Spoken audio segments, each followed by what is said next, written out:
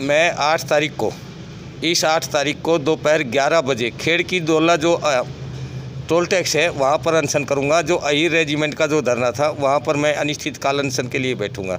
जो किसानों के ऊपर जो काला कानून सरकार ने लागू किया है ये बहुत गलत किया है। और अनशन के साथ मैं आपको बताना चाहूँगा आपके चैनल के माध्यम से, मैं पानी तक नहीं पीऊँगा, पानी का भी मैं त्याग कर रहा हूँ। 8 तारीख को ठीक दोपहर 11 बजे पहुँच जाऊँगा और मैं टाइम का बहुत पंचुअल हूँ। और मैं मोदी जी को, बीजेपी सरकार को एक बात कहना चाहता हूँ, ये मेरे प्लेट में, मेरे गले में कोई प्लेट नहीं है, ये सूरज है, सूरज। जो ये अत्याचार, जो काला कानून हमारे देश के किसानों के ऊपर आपकी सरकार ने जो लागू किया है ना, ये सूरज के ऊपर लिखा गया, ऊपर आसमान में। तो जो किसान भाई है उनको मैं एक मैसेज देना चाहूँगा, और सभी देशवासियों को। अब मैं भी एक छोटा सा किसान हूँ, मेरे भी ज़मीन है, मेरे माँ बाप ने तो मेरे को जन्म दिया, उन्होंने पाला पोसा, उसके बाद जो मैं अन्न खा रहा हूँ, उसके बाद जो मैं अन्न खा रहा हूँ वो अपने किसान भाइयों का खा रहा हूँ। तो मेरे लिए तो मेरे माँ बाप वही है, मेरे अन्नदाता है, और मेरे अन्नदाता के ऊपर अत्याचार होगा, बिल्कुल बर्दाश्त नहीं होगी, बिल्कुल बर्दाश्त नहीं होगी। आप इससे पहले भी कई बार अनशन कर चुके हैं? बिल्कुल सर, मैं लेकर मुद्दों को लेकर, हाँ, मैं काफ़ी अनशन कर चुका हूँ। दिल्ली में भी मैंने किया, लखनऊ में मैंने किया, कानपुर में मैंने किया, रेवाड़ी में मैंने किया, जिला सचिवालय के अंदर मैंने किया, जो गवर्नमेंट की जो बिल्डिंग है उसके अंदर भी मैंने किया भ्रष्टाचार को लेकर। और एक दफ़ा तो एक भ्रष्ट अफसर के खिलाफ मैं अनशन करके भी बर्फ़ के पानी से नहाया था 30 दिसंबर 2017 को 5 सीली बर्फ़ की डलवा के, जिसके बाद मैं बेहोश हो गया था, कई दिन में मेरे को होश आया था। तो क्या आह्वान करते हैं किसानों को, और किसानों को लिए क्या मैसेज है? मैं किसानों के लिए ये मैसेज देना चाहूँगा, अब भाई हमारे बीच में शरारती तत्व ज़रूर आएंगे बीजेपी के। अभी हमारे साथ पता है क्या हुआ, पीछे हमें बंद किए, 3 दफ़ा मैं बंद हो चुका हूँ, 3 मुकदमे किसान आंदोलन में मेरे ऊपर चल रहे हैं। और एक बंदा बीच में आया तो वो कहने लगा आप देशद्रोही नारे लगा रहे हैं।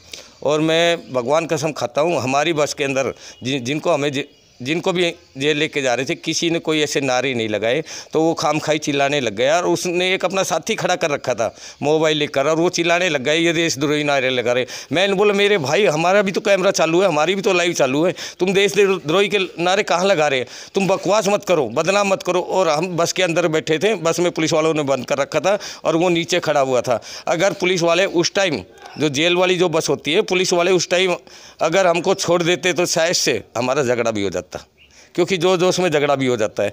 तो इस टाइप के बीजेपी के बहुत आएंगे, मेरे धरने में भी आएंगे। जो भी किसान भाई या किसानों के जो साथी, मेरे नौजवान साथी, मेरी माता बहनें या बड़े बुजुर्ग कोई भी वहाँ आते हैं, तो मैं उनसे सभी से हाथ जोड़ के रिक्वेस्ट करूँगा कि ऐसे लोगों से बचना है, उनको प्यार से उस जगह से भेज देना है, और किसी से कोई गलत नहीं बोलना, क्योंकि धरने को ख़त्म करने के लिए वो लोग आएंगे।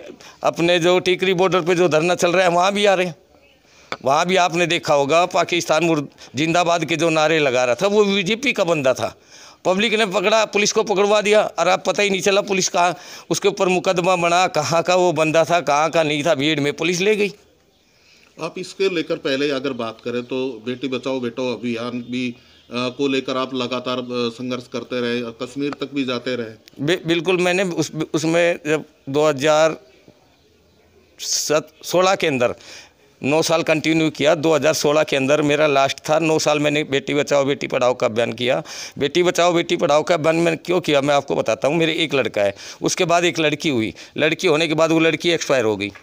फिर उसके बाद काफ़ी मैंने अपनी मिसेज को दवाई दिलवाई, मतलब कोई बच्चा नहीं हुआ। फिर मैंने मिसेज को कहा किसी रिश्तेदारी में से एक बच्ची गोद ले लेते।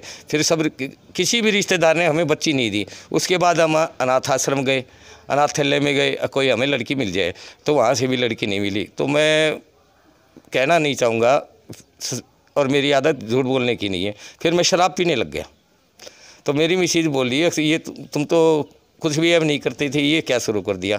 मगर भगवान ने, मैंने शुरू नहीं किया, मगर भगवान ने शुरू करवाया है।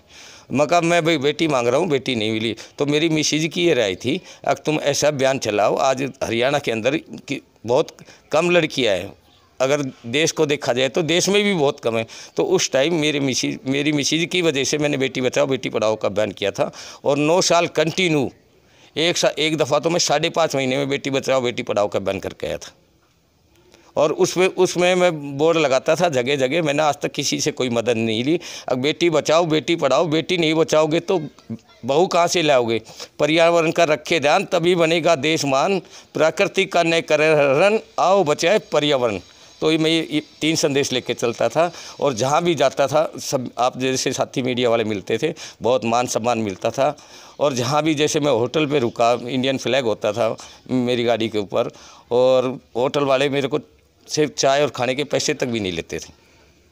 तो अब इलेक्शन भी आप लड़ चुके हैं आप पार्टी से रेवाड़ी में। हाँ जी। और अब आप इनेलो के सिपाही हैं, तो क्या पार्टी की तरफ से भी कोई आपको किसी तरीके का आश्वासन मिला है? देखो मैं बिल्कुल सच बताऊंगा, मैंने इंडियन नेशनल लोकदल में अभी तक कोई मैसेज नहीं दिया है। मैं बैठ रहा हूँ इंडियन नेशनल लोकदल का, मैं सिपाही हूँ। ठीक है, रेवाड़ी विधानसभा से मैं एमएलए के इलेक्शन भी लड़ चुका हूँ और हार भी गया। तो हार गया कोई दिक्कत नहीं है, हारने वाला बंदा भी तो काम कर सकता है। आप देख रहे होंगे, आप लोगों के चैनल में भी चलिए, मैंने 30,000 से ज़्यादा मजदूर भाइयों को पैसे दिलवाए हैं। कोई जीतने वाला है एमएलए थोड़ी काम करेगा, हारने वाला भी कर सकता है। तो मैंने अभी तक कोई पार्टी में मैसेज नहीं दिया है। आप लोगों के चैनल के माध्यम से उनके पास मैसेज चला जाएगा। और मेरे लिए पार्टी कोई बड़ी चीज़ नहीं है। कोई भी अगर वहाँ के राजनीति करेगा, कोई भी हो, मैं उसको कह दूँगा आप ये गलत कर रहे हो। और पार्टी के भी लोग आते हैं, वेलकम है, किसी भी पार्टी के आते हैं उनका सबका स्वागत है। बीजेपी के भी आते हैं, उनका भी स्वागत है। बीजेपी के आएंगे, बीजेपी के बहुत से नेता आएंगे, मेरी उनसे बात हो रही है, वो यूँ कह रहे हैं भाई हम आपको समर्थन करने आएंगे। तो वो लोग भी आएंगे, कांग्रेस के आओ, बीजेपी का आओ, जेजेपी का, किसी के भी आओ, सबका स्वागत है। जो किसानों के ऊपर जो अत्याचार हो रहा है, किसानों के साथ जो शोषण हो रहा है, तो उसमें समर्थन करने आते हैं, उनका स्वागत है।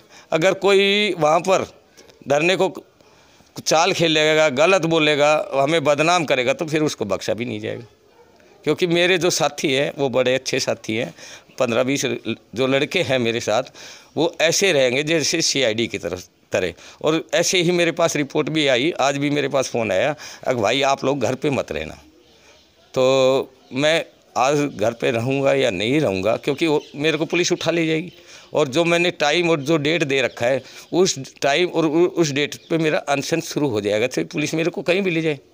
और आज तक जितनी दफ़ा हमें पुलिस ने बंद किया है ना, हरियाणा पुलिस ने, मैं बिल्कुल सच बता रहा हूँ, हमारे से कोई बदतमीजी नहीं की। पुलिस वाले बड़े बड़े अफसर, एक अफसर मैं नाम नहीं लूँगा, वो खुद रोने लग गया था। वो ये कहने लगा भाई क्या करें, इस सरकार में जो अत्याचार किसानों के ऊपर नहीं हमारे साथ भी हो रहा है। अब गुलामों वाली नौकरी कर रहे हैं हम, जो किंग जॉन कौन से देश का है वैसा राज हो रहा है। तो वो खुद रोने लग गया था, बोला भाई मेरे मन में तो ये आती है भाई ड्रेस उतार दूँ और रिजाइन दे दूँ। मैंने बोला सर ऐसा तो करना नहीं चाहिए, आपके भी बच्चे हैं, मतलब कि हम तो वो काम कर जाएंगे, आपके पेट पे लात लग जाएगी, आपके बच्चे रोड पे आ जाएंगे। तो वो अफसर खुद रोने लग गया था। और पुलिस वाले भाइयों ने आज तक हमारे से कोई बदतमीजी नहीं की, चाय पानी खाना सब कुछ अच्छा किया है। और कल भी 8 तारीख को भी देख लेना आप, पुलिस वाले ही मेरी मदद करेंगे। पुलिस वाले खुद पुलिस अफसरों को मेरे पास फ़ोन आ रहे हैं, अब भाई आपने पानी का क्यों बंद कर रहे हो। मैंने बोला खाना तो मैं 7 तारीख से बंद कर दूंगा। अगर मैंने 8 तारीख को खाना बंद किया तो मैं 8 तारीख को 6 घंटे से ज़्यादा नहीं बैठ सकता। अगर सुबह मैंने खाना खा लिया तो खाना खाने के बाद प्यास लगी, तो इसलिए मैं 7 तारीख से ही सुबह से खाना बंद कर दूंगा, क्योंकि 8 तारीख को मेरे को बैठना है। जब अनपेट में होगा तो प्यास भी लगेगी, तो इसलिए मैं 7 तारीख से ही खाना बंद कर रहा हूँ। जो अनशन का जो कार्यक्रम है वो मेरे घर से ही शुरू हो जाएगा 7 तारीख से, और वहाँ जाकर पानी भी छोड़ दूँगा।